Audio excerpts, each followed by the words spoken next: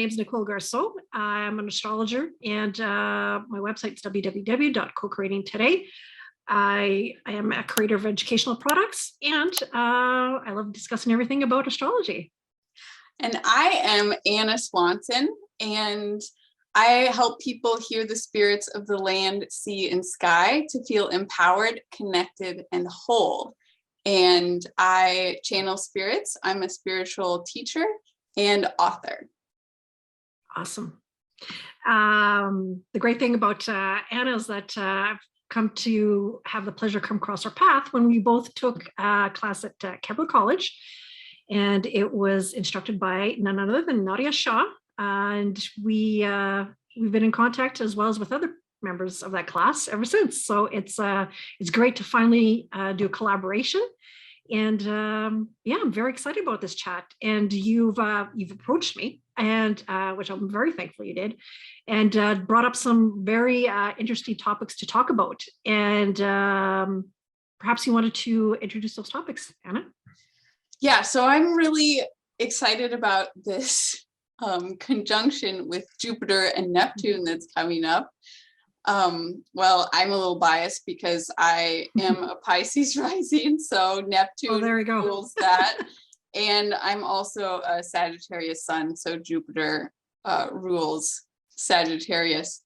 And I feel like with this coming up, there's going to be a lot of interest in spirituality because Jupiter just kind of like expands things, right? Like just adds more intensity to it. So that's what I'm like really interested in talking about, and like seeing how spirituality will be, you know, maybe becoming more of an interest. And also going along with that is the connection aspect of it, because with Neptune, we kind of understand ourselves as being connected to the whole.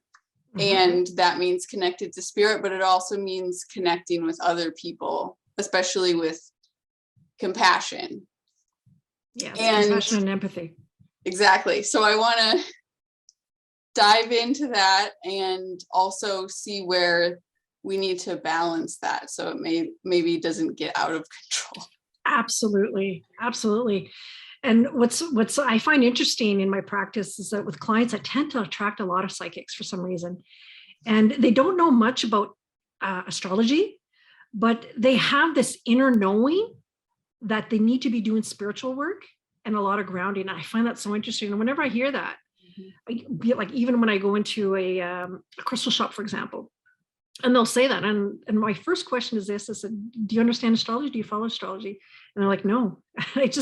I'm just constantly blown away and just taken aback, and just just the power of spirit is so strong that to have that inner knowing to do the work to prepare beforehand, and and that element of grounding, like you say, is going to be very important when it comes to this conjunction that's coming in. And to just get a level of understanding, I just want to take ourselves back for a second to understand, the level of importance in the grounding, as you mentioned, is that the last time Jupiter and Neptune conjunct, now this is a synodic cycle. And what that means is that the rotation that comes, around the zodiac for those two planets to meet again is called a synodic cycle. And Jupiter and Neptune, they meet every 13 years, but they meet in separate signs. So the last time these two planets met in Pisces in particular was in the 1850s, early 1800s.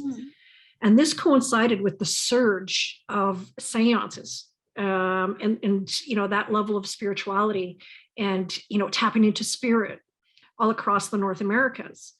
So this goes back to, and I mentioned that because this goes back to what you're saying, Anna, was about, the groundedness and to prepare for it, because this is a spiritual upgrade. And so now that we've had this level of consciousness that was given to us back when they first made that conjunction back in the 1850s, now we're at a different level of consciousness. And Jupiter and Neptune together is a conjunction synonymous with the new moon this is a new beginning of consciousness. Mhm. Yeah. That's so There's- beautiful. Oh, thanks. And that's the astrological part of it, right? So, because it Mhm. echoes back in time, right? Mhm. And here we are, with that consciousness upgrade. Yeah, I read a book called The In-Betweens, and I can't remember the author right off the top of my head right now, but it's talking about that period of time when the spiritualism movement was very strong, and she talks about the history of it, but also she like discovers the places in Maine in particular, where this was a big movement. And It was. I think it's interesting to see how like we're rediscovering a lot of that, but like you were saying, it's at this other level. It's really like been evolving.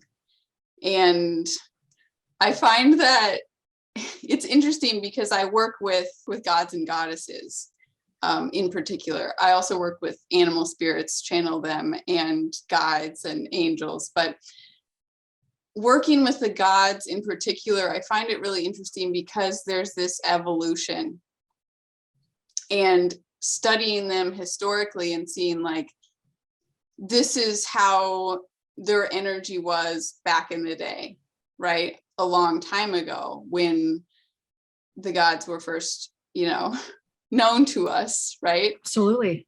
And how, at least in my experience, they've evolved into just like all of us, like how we've evolved as well.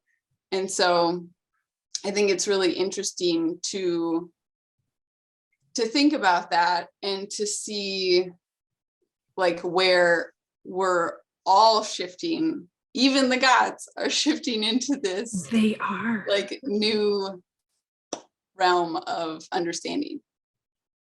Absolutely. And it just tells, when you talk about the gods and goddesses, and the same goes for, the understanding of mythology when it comes to astrology, Mhm. is that the consciousness and how we understood these archetypes back then, they were so violent and vicious, and these lessons to be learned archetypally through mythology, Mhm. has now come on to a different stage, and different, like you said, evolvement in how we understand different legends, different lessons involved within the mythology, and the archetype that is to be conveyed through these stories.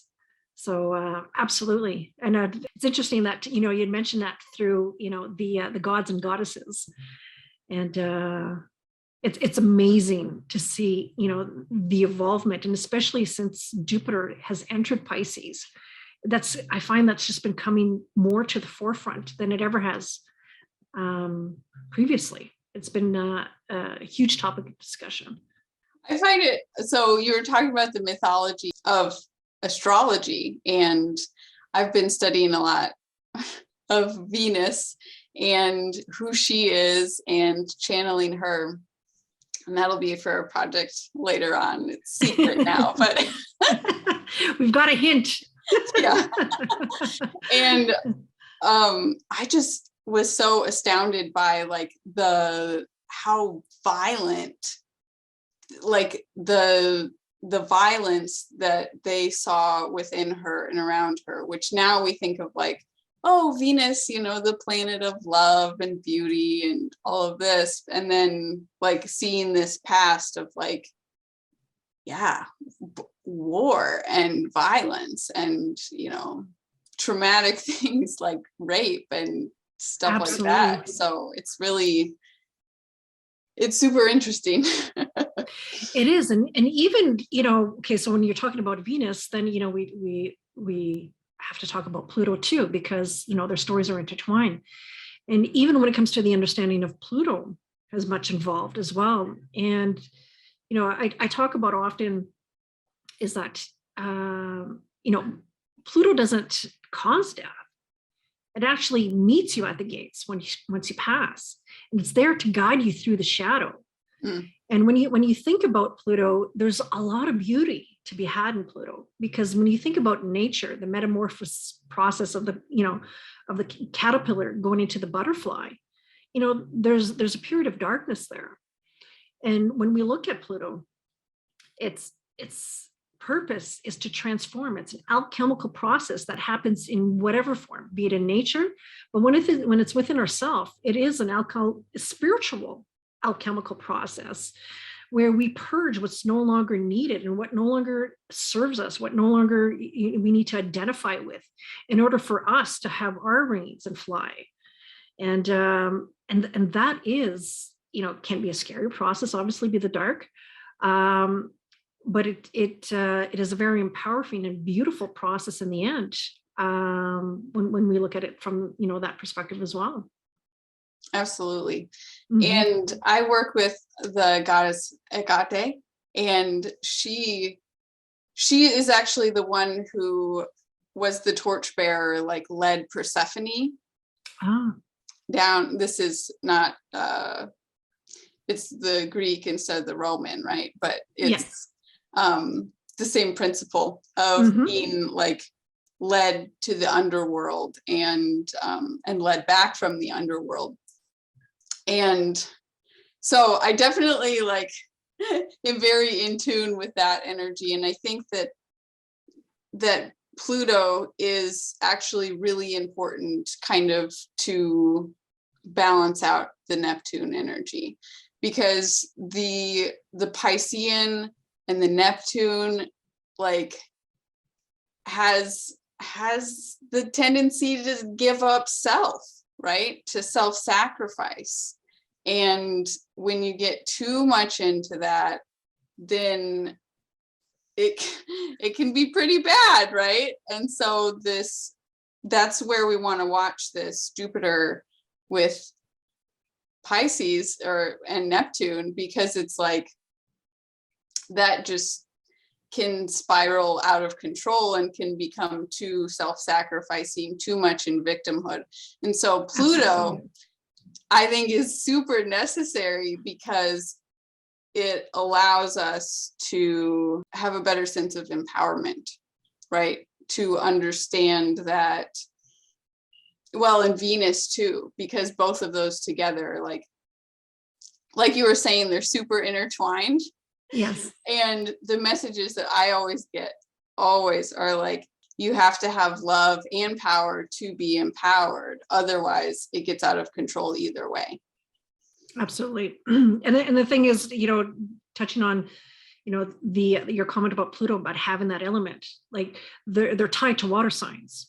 So, and that's the thing too, as well as the moon. So we got the moon, Neptune, and Pluto, that are all, water, and it goes back to exactly what you're saying. All those three things, those three ruling planets of those water signs, is you can lose that sense of self in different ways, governed by those signs. But when it comes to Pluto, it's very conscious, and that's the difference between Pluto and Neptune, is that Neptune is very unconscious, whereas Pluto, you take that conscious will to gain control, to do that work, to do that process towards self-empowerment.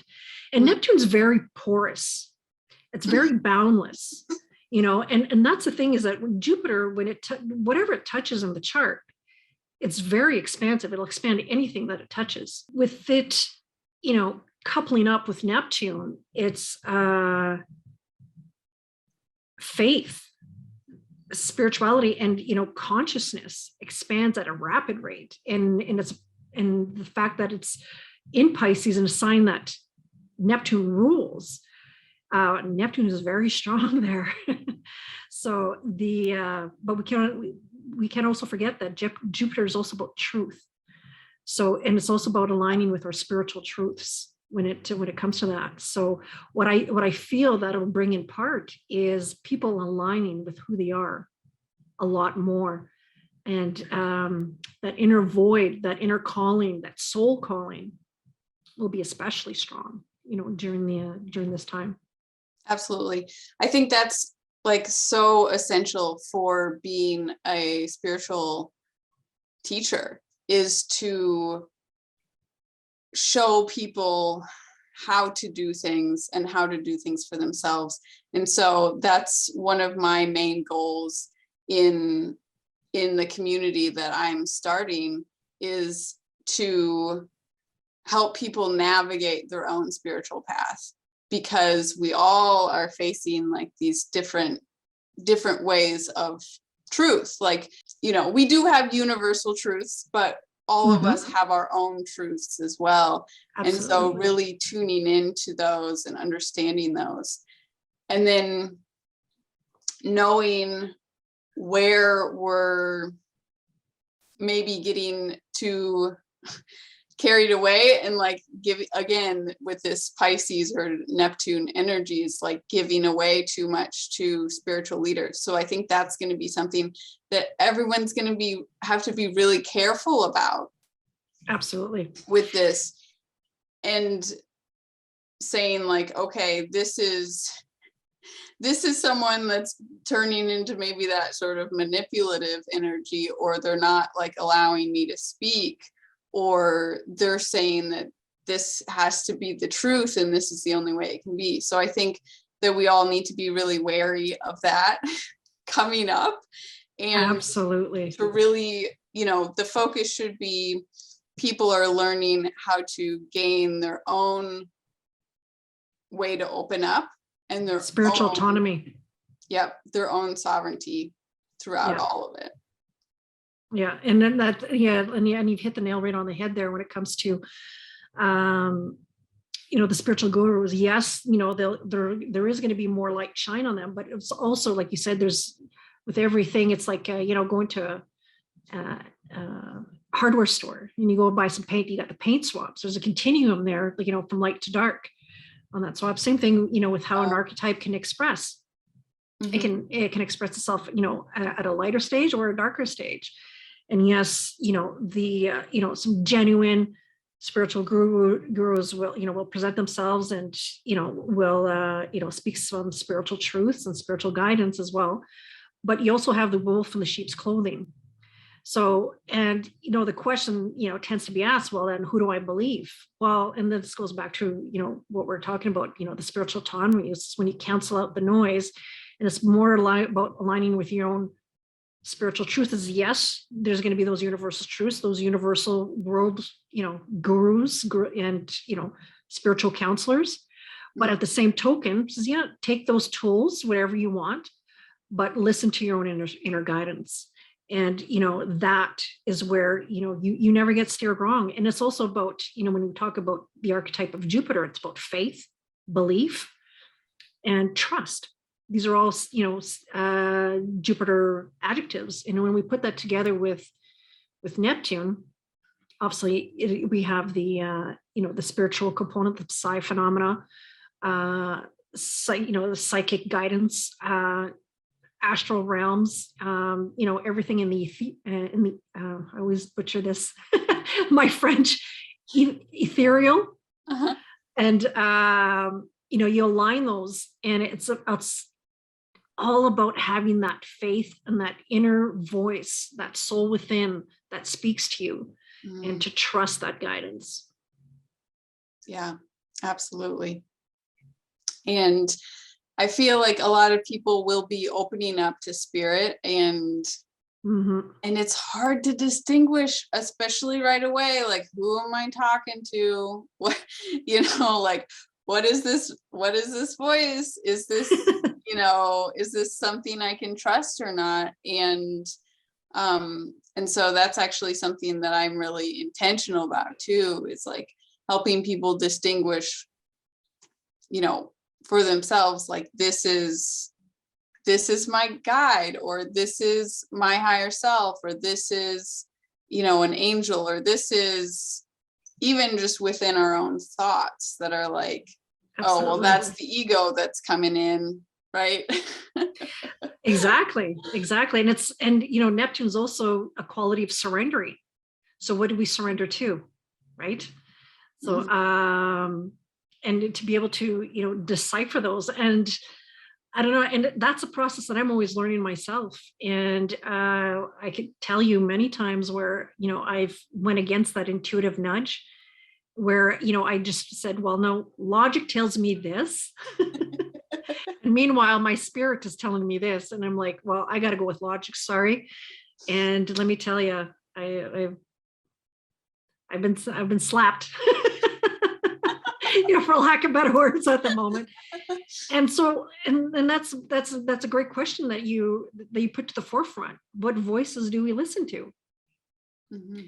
And I think for me, up until this point, I'm by no means a spiritual, teacher by any means, but because I'm always, a forever ending student, I guess, and more so a student now than, maybe I'll be in the future. We're always students, but, we're more on a more attentive level of student. And that's where I'm at right now, in understanding, okay, what voices do I listen to?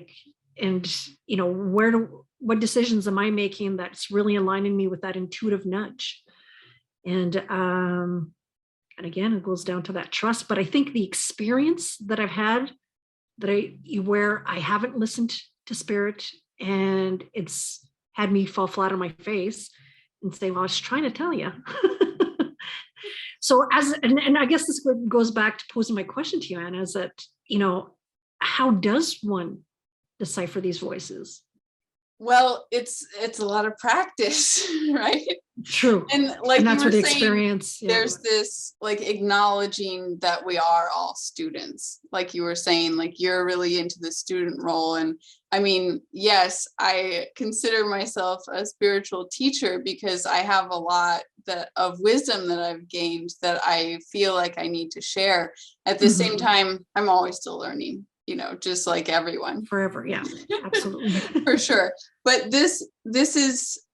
it's definitely a practice, and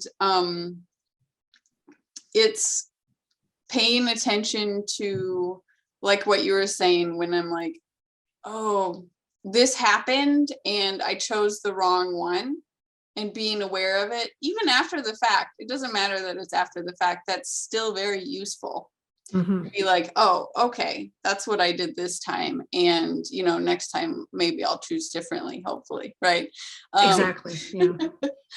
But a lot of times it's just, there's a lot that goes into it, but of course, yeah. Generally there's the distinguishing our own voices between intuition and impulse. A lot of times with an impulse, we'll feel emotion that goes with it. Good point. And it tends to be a little bit louder and a little bit more aggressive. And with intuition is there isn't usually an emotion to it. And we will sometimes put emotion to it a little bit later, which is why it's hard to distinguish, is because that happens very quickly. But we have this just very slight feeling, or we hear it, and it doesn't have emotion, and it's usually positive oriented. So instead of saying don't do that, it's saying oh, you should do this. It's this inspired, drawing you towards something rather than pushing you away from something. Because usually when we hear the oh, don't do that, that's fear, right? Absolutely. So, which would be on a negative continuum of things. Right. So, which and is not right. And that's not where our higher self is. Exactly. And so definitely I would say that's the very beginning, is distinguishing the intuition from impulse. And then as you get, as you open up and start hearing your guides, or start hearing other spirits or whatnot, then it's really practicing. And a lot of being times open, writing it down helps. And in my program, I actually have I have a bunch of different channeled examples from different beings. Oh, nice. Because they have different, characteristics. So like different forms of expression too, right? Yeah. So my guides tend to be very, I have like my ancestors and ascended master guides, and they were humans not that long ago, right? And so they speak very much like how we do. Some of them are pretty some of them have archaic speech, right? Which is funny sometimes. But then there's like the guides that come from the beyond, from elsewhere in the universe, and they're usually very formal. At least mine that I've experienced are. And then it's interesting because I also connect with fairies, and so fairies are very childlike. I've heard that, yeah. And very playful and fun, but they can be deceiving. So like they have this playful energy, but at the same time that trickster energy. They're trickster, and they can be very direct at sometimes, but then at other times they're very just kind of ringing you around in circles. Ah, gotcha. And then the gods really they have very powerful different energies. They're harder to explain, I guess. They're more of I have a friend that says the same thing. Experience them.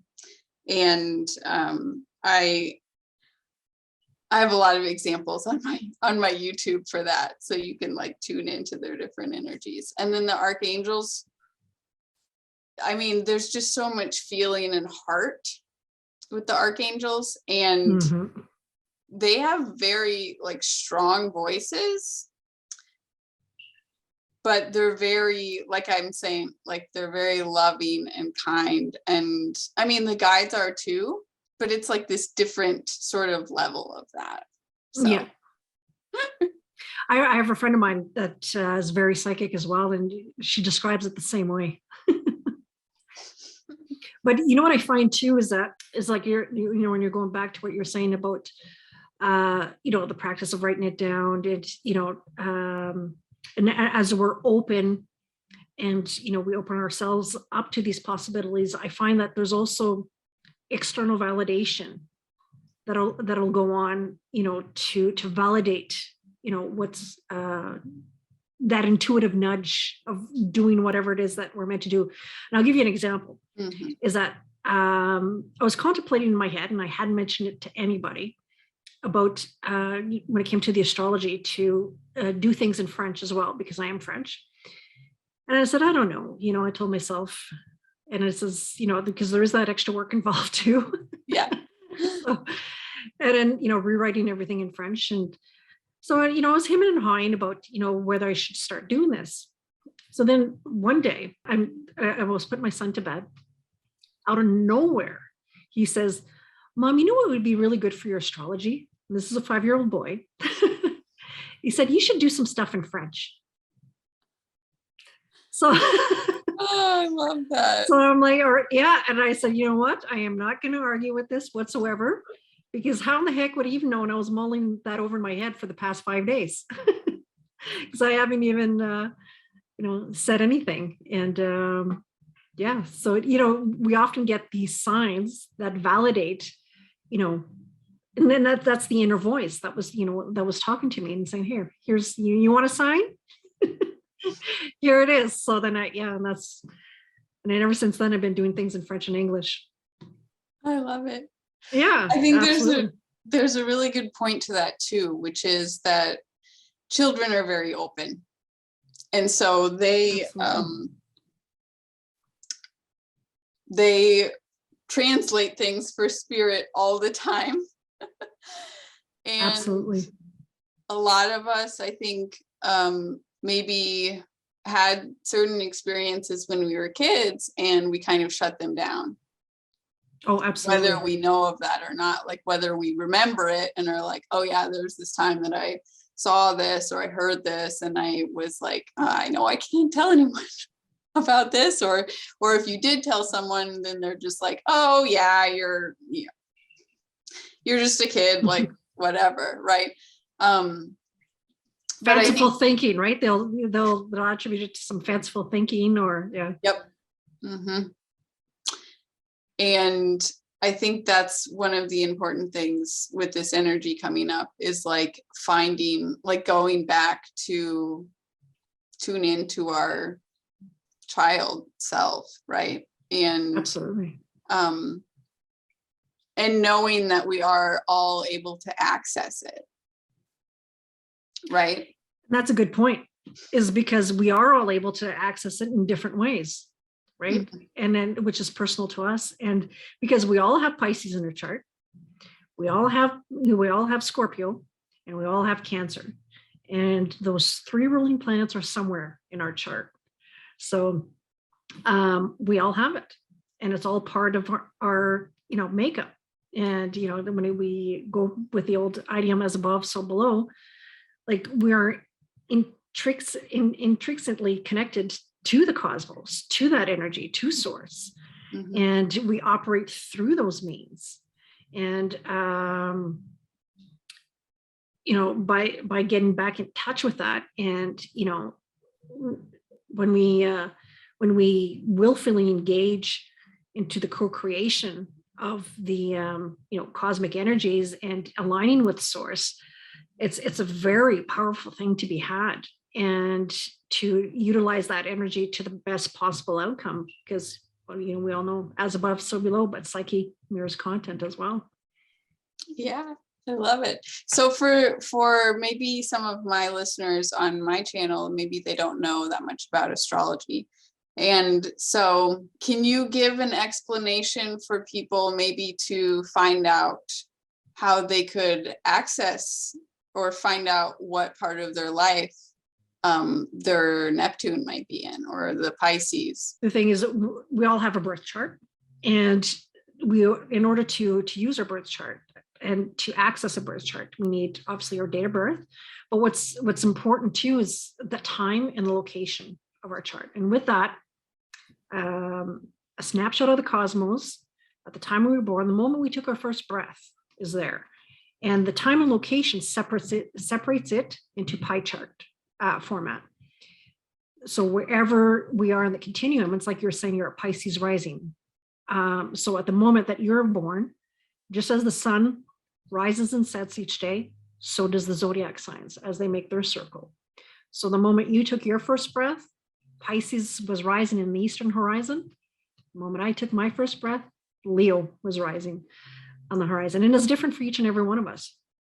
So with that being said, for me, having Leo at the very late degrees, because there's 30 degrees in one sign, for me, my Pisces rules my 8th house. So that's where I have Pisces. And so when it comes to an area where Pisces go with the flow, whereas the tides come in, they rise and fall. It's the 8th house that comes into play with that area of life. And, I go with the flow when it comes to merging and tools of divination, the esoteric. But it's also where I type into, things that are psychic. I use my psychic abilities in those areas. And so Cancer for me is in the 11th house. So my sense, which is obviously a sense of belonging, but my gut intuition taps into groups of like-minded people. Scorpio's on my IC, which means is at the very bottom of my chart, the most when it comes to ancestry. So these are the water signs, are the signs that are more psychic signs, Obviously, they're, on a side note, they're also the most protective. But the ruling planets are to be found in any given sign, but they're always in purpose of the sign they rule. And they're just colored differently by whatever sign, they may be in. For me, like my moon is in Taurus. Yes, it's a sense of belonging, but it expresses itself through Taurian means. So my gut instincts, are colored by Taurus. Maternal instincts. I'm very touchy-feely, as a mother. I'm always massaging my kids, to help them fall asleep. You know what I mean? So our moons are expressed differently. Obviously, it's the planet that, is more susceptible to changing signs, because it takes only 28 days to circle the, on average, the whole zodiac. But wherever you find those signs is how you approach those areas of life. And it's the easiest place to tap into, when it comes to those areas. And then, where are the ruling planets of each and every of those signs? So, but yeah, we all have it. We just express it differently. Absolutely. Yeah. So, and it's funny enough, we're talking about Nadia Shah. She had a course on this subject when she had Nico, son of Celine, part of the speaker series that she had. So, and and it was all about how to tap into our psychic powers within the chart. and that's the great thing about astrology. One last touch on that is that there's different lens in which you can view that chart. You can view it through psychic means, by how you tap into your intuition and your psychic abilities and stuff like that, medically, psychologically, esoterically.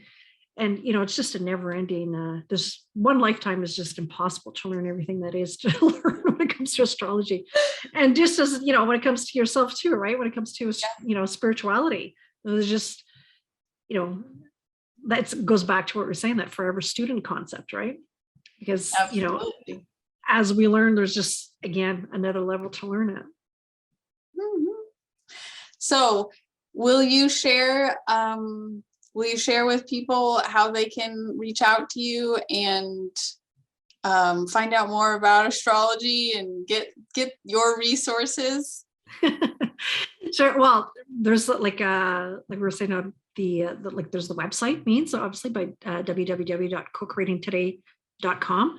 And myself, I have a YouTube channel as well, Co-Creating Today, and I'm publishing videos on major aspects, but also how to identify astrology in everyday life, because it's all around us. I love that. And yourself, you have some great videos going on about, and which I loved, was your animal guides. Because you're doing a series of videos on those, and I thought those were amazing and much needed. There's not enough of that, I find. So yeah, I have a bunch of short videos that are animal spirits and their messages to us. So that's on my YouTube. I also have, like I was saying, I have channeled examples of the gods that I work with and goddesses, and I do runes readings, and those are I've been doing those monthly. And yeah, so that's the gist of my YouTube channel, although I have like all sorts of other things, especially talking about empowerment and having bringing that love energy into the power energy, and lots of different I get inspired by things. And that's the way to go, I find. You know what I mean? Like sometimes when you get that nudge, like we're talking about, there's something, to be said behind that. And that's telling you, do this. Right. So I kind of have, an assortment of videos that are just these inspirations that come through that need to be said. And the program that I have that I'm launching now is called Rose of Spirits Circle. And I think it'll be really important for the collective as we move towards this, you know, really very intense Neptune and Jupiter energy coming together. Because I help people open up to spirit, and I help them navigate their spiritual path. And like I said, a lot of that goes with the knowing how to ground and knowing how to, like, who you're connecting with, and then also like understanding how to open up more of your clair gifts, your clairvoyance, or your clairaudience, or clairsentience, all of that. And then it's a community. So so a lot of us, especially when we open up right away, we're just like, no one around me understands what's going on. Like, I can't talk to anyone about this. They're gonna think I'm crazy. So the community aspect of it is like we're getting together with like-souled individuals so we can talk about this sort of stuff and really have fun and enjoy it. And I also have a webinar that's coming up on March 12th. And it's a workshop webinar. So it's a little bit different because it's actually going to be interactive. And it's where you can learn more about your higher self.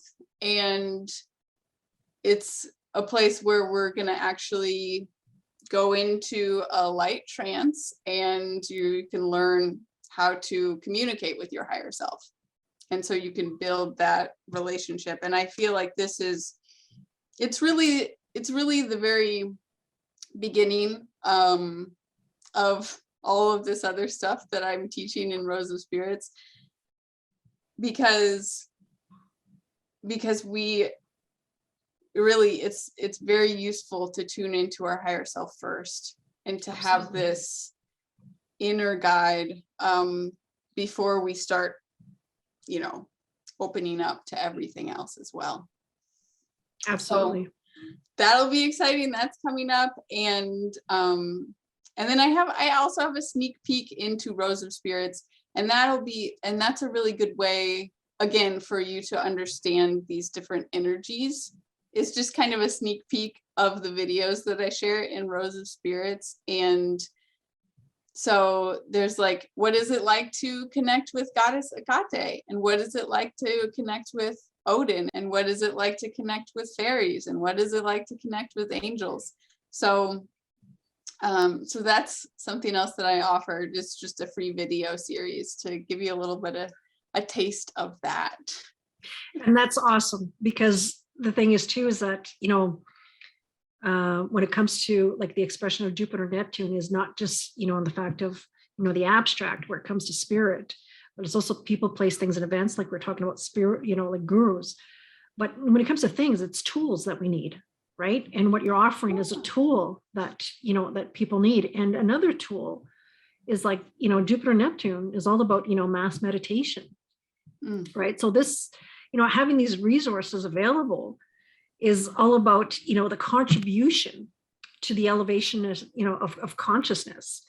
And there's going to be, this is just the beginning of a whole new cycle, because we're ending that cycle of Jupiter and Neptune that started back in the 1800s. And this is the beginning of a whole new level of consciousness, you know, that's going to be coloring the collective at large over a period of hundreds of years, that will express itself as Jupiter and Neptune, you know, connect with each other time and time again over, you know, it's cycle around the cosmos. But yeah, these tools are so important, you know, to navigate this energy. And, you know, to have that, and you're hitting the nail on the head when you use the word intensity, because this conjunction's happening after the spring equinox, which is the astrological new year. And it's just before series of eclipses, right? So it's just dead center of these two potent energies. So it's having tools like that are going to be so important to help us navigate these energies moving forth and understanding them better, and now that we're in an information age, it's so much easier to access where it wasn't, heck, when I was a child, in my teens, even, to be able to navigate these energies. But now we're not as alone as we were, as we once were, in able to understand, like you say, what is it like to connect to these? So there's a lot more open discussion when it comes to be able to understand what it's like, and to help us understand our own selves, by having the ability to access this information. So that's awesome. I love it. Well, and also with the with having more connection with Jupiter's like this worldly, like, Absolutely. like everyone's connected in the whole world. And a lot of times with Sagittarius, it's like we find interest in people that are different than us, but they're actually the same as us, right? Exactly. And you know what, you had said something so important there, and that's the thing, is that with this conjunction, is that the whole signs are grouped in 3 categories: personal, social, and collective. And these 2 signs are collective. There's nothing social about them, and there's nothing, personal about them. And they're both universal signs. There's nothing, individual about these things whatsoever. So interspecies connection, the connection has no boundaries when it comes to this. And, to be able to connect and to Earth, to connect to tree, to connect to different species, different races. We're all energy. We're all bound by energy. And it goes back to that concept, treat another as you would want to be treated, because we are part of each other. Whatever form that is, be it a plant, be it animal, we're all species. Yeah. Oh, so beautiful. I can be spiritual too, Yeah,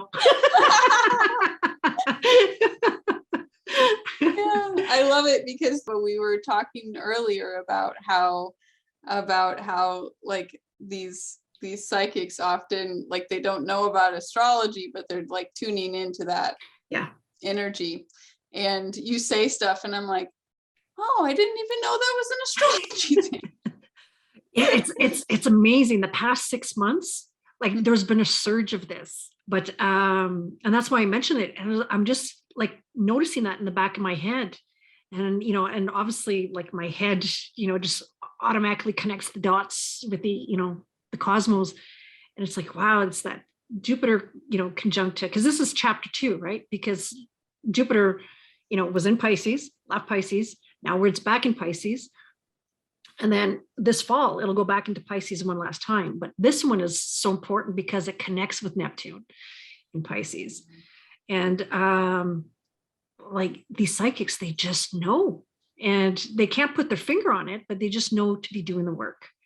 And, for other people that, that are searching, to have these, these tools at our disposal, which I find they're just invaluable. And there's just so much, for lack of better words at the moment, gold to be had, by tapping into that, because it's, what I think of, correct me if I'm wrong, Anna, is that if we don't access this information that's available to us, and we don't do the work, it's kind of like because consciousness happens through the brain, right? Because there's different resources within the brain that taps into that. Is that it's like as if, when this consciousness upgrade happens, it's like our brain can short circuit. And then there's this mass psychosis kind of thing, because it's just too much of a download at once. So by not doing that work, I think, I could be wrong, that, it can just have us go, again, for lack of better words at the moment, berserk in a way. So to be able to channel that and navigate that, with information that's available to us, like courses that you're doing, or even through astrology, to understand that awareness. Oh, astrology brings so much clarity. Yeah. is that it'll help us get more willful action and better grip on the energy. Yeah, and I think you're absolutely right with that, because with this, like, it shows up in other ways, and a lot of times for people that is through dreaming. That too. So you'll have dreams that will just be like, oh my God, that felt so real. And it wasn't a good dream. Like, what is going on? And it gets you a little crazy.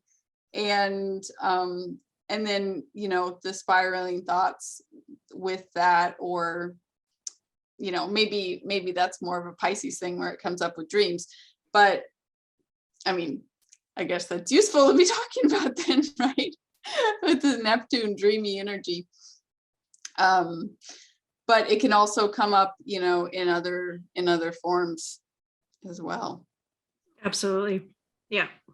No question there. Because the thing is too, is that, you know, when you have that sense of realness within the dream, like, yes, logically you could, you know, detach yourself and say, oh, you know, there's just a dream, but there's this level of unsettledness that stays within your spirit, right?